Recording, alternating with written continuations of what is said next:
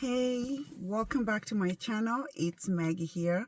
And first of all, I just want to say thank you so much for the love, for the people that have already watched and subscribed to my channel. I got a lot of love, a lot of comments, and I just wanted to say thank you so much for showing me the love. And on that video, I talked about the phrases that we should not be saying to someone who is struggling. And I had so much to say and I didn't want to make the video too long. And today I want to continue with part 2 of that. And it looks like it's going to be a 3-part series here, but I wanted to continue with the phrases that we should not be saying to somebody who is struggling. And the first phrase that I have for today is that when we say to somebody, you have so much to be grateful for, that phrase literally, when you say that to somebody, you're trying to show them that, why are you feeling the way you're feeling? You're definitely like nullifying their feelings. You're showing that you don't care how they're feeling, that they should not even try to feel the way they are feeling because they have so much. And for example, I have seen a lot of people that have so much, but yet they're struggling.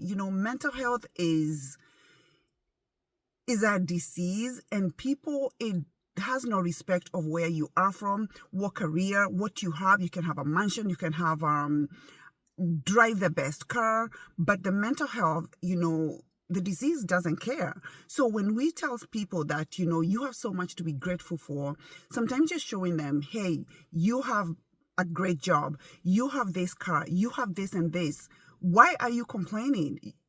Snap out of what you're going through and be grateful because you have all these other things. So what I would say about that is that we really need to be careful when we tell people that they have a lot to be thankful for. Fine, they should be, but when they're struggling, that is not the place to bring that situation and telling people that they should be grateful.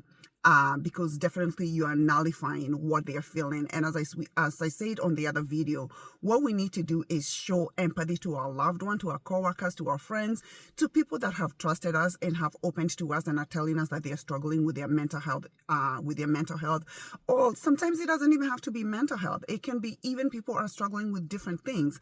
But let us just be careful and watch out when we are saying the things that we're saying.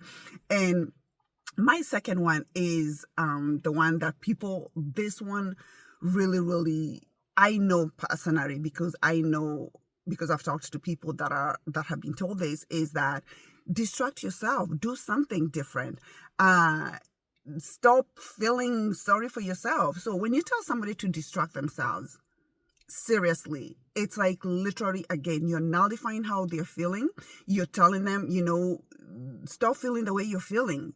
Do something different. They might not even have the energy to do something. The good one that I hear people being told is that go take a walk, maybe do something to yourself that you love. They might not even have that energy to take that walk. So when you try to tell them to distract themselves, you're telling them, hey, your feelings don't matter. Just distract those feelings and move on. So let's just be very, very, very careful when we're talking to people that are dealing or struggling with issues. Because when we tell them to distract themselves, definitely we are letting them know that what they're feeling is, again, you're invalidating it, you're nullifying it, and you're telling them and you're showing them, what, that doesn't matter. So the next one is, and I think I have said this before myself, I'm going to be honest, is when we tell people, I'll pray for you.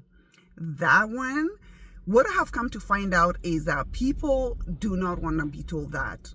They're dealing with a situation and they're looking for a solution right now. But when you tell them, I'll pray for you, it's almost like a cop-out. Like, I don't want to deal with what you're going through. I am going to pray for you. Really. And I'm a Christian woman, and I know we're guilty of telling people these things as Christians. And if you have said that to somebody, let me know in the comments so that at least I'm not left here hanging thinking that, that I'm all alone. So when we tell people that we're going to pray for them, sometimes people don't even have the beliefs that we have. They don't even believe in God. They don't even believe, they might not even believe in prayers. And they're looking for solutions. But when you tell them that you're going to pray for them, you're like literally showing them that, what I'm feeling fine, you're gonna pray, but I don't even know what those prayers are, or maybe they have prayed before and they have not even seen the solution, but please, let's not put our beliefs on people. Fine, we can even secretly pray for them, but don't tell them, I'll pray for you, just to dismiss them, because that really leaves this our loved ones feeling like they don't matter, or what they're feeling again is not justified, and it just need maybe just prayers. Let me see what else I have here. The other one I have is when people say, you don't seem like someone who would struggle. That one, I know a friend or somebody actually who has told me that people look at her and she struggles with things. And when people look at her, they think like, oh, you're not the kind to struggle. You are, as I said before, you look so good. You're beautiful. You're a beautiful woman. You have a great career. You have a great job. You're an investor. You have all these things. You've accomplished a lot. So you don't look like the kind to struggle. And when you tell them that, you're almost like saying, what kind of people, or what label, or how are people that struggle supposed to look like? Because if you're telling me that I don't look like the kind, of, you're telling somebody that, hey, you don't look like the kind, who would struggle, what kind of people are supposed to struggle? You know what I'm saying? We all deal with things, and struggling can be anybody. And when we tell people that, you don't look like the kind to struggle, you're like literally dismissing them. You're trying to show them like, hey, you have all these things again, and you should not be struggling. So let's work on, avoiding those, because mental health affects all kind of people. Doctors, I have seen doctors, we've all seen, I'm sure we have seen the celebrities that are dealing with mental health issues, and we can look at them and say, wow, they have all this money, they live in mansions, they drive good cars, they don't lack anything. Why would they be struggling? But guess what? Mental health is not a respecter of any person. So let's avoid those phrases of telling people that they don't look like the kind of people, or they're too pretty to be struggling with mental health issues or challenges. My last one is when people say, tell people that are struggling, you're too sensitive. What I've come to realize is that when somebody is dealing with mental health issues, depression, trauma, PTSD, all these things, they have a lot of triggers. And sometimes we can say something that we think it's a joke, and it can be such a trigger to somebody, and it can even push them way, way, way down there, but when we tell them that you're way too sensitive. So what are you saying? You're saying you're too sensitive. So you're trying to show them that what you're feeling, like, take a joke. So let's avoid telling people that they are too sensitive, because when you tell them that they're too sensitive, we're trying to show them that, what we just said is not valid. And in any case, it's us who should be very, very sensitive and not be able to tell other people, like, do some jokes that are not real building, or tell jokes that we know that they're gonna trigger somebody.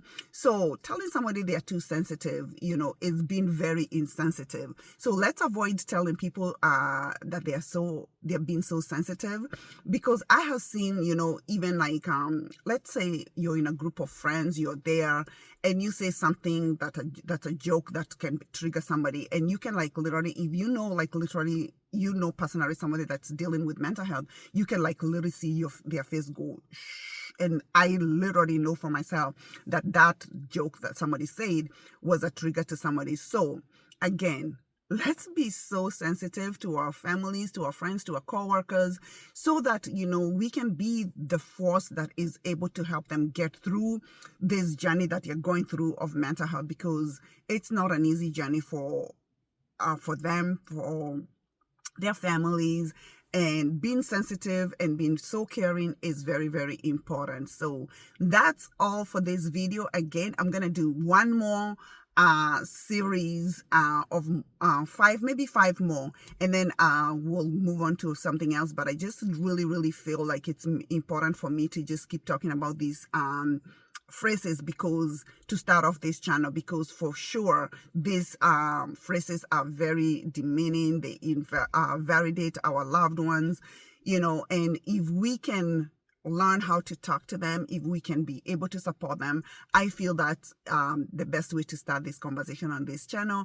And as usual, please show some love to the channel. It's a new channel. Like the video, share with your friends, comment, so that the YouTube can do their thing, and definitely subscribe. And remember, I did part 1, and I'm gonna put a link on it, so be sure to watch the part 1 if you haven't watched it. Thank you so much for the support, and I'll see you in the next one.